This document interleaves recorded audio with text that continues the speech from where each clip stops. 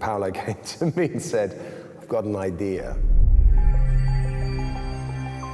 Would you be interested in coming back and doing some more?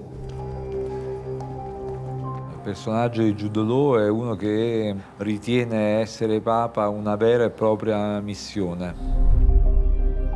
He used to stick very much to something Paolo said to me in the first chapter, which was when I was worrying early on about playing a pope and all that meant, and I started studying and reading up on Vatican history and papal history until I realized I just didn't have enough time to get through it. There was so much.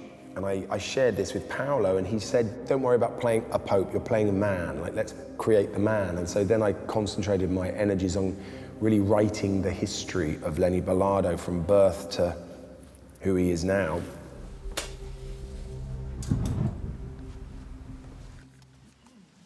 Action!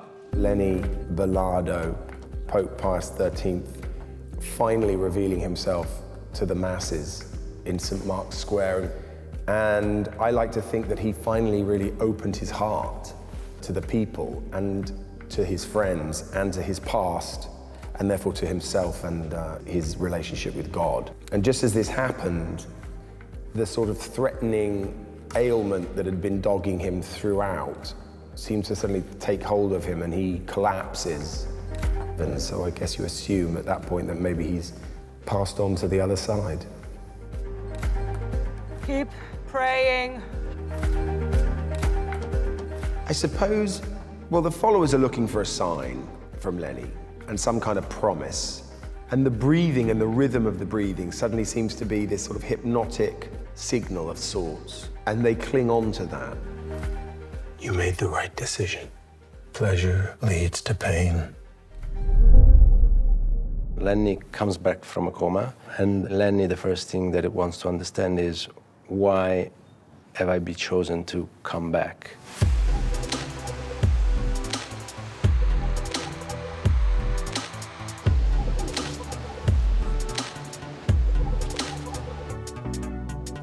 And that's what we believe in, the mystery, the unanswerable questions, that maybe those are best left to the divine. What are we to call you? Please, just call me Father. He's dealing with similar personality traits from the first. Contradiction, doubt, divine intervention. But the stakes are quite a bit higher.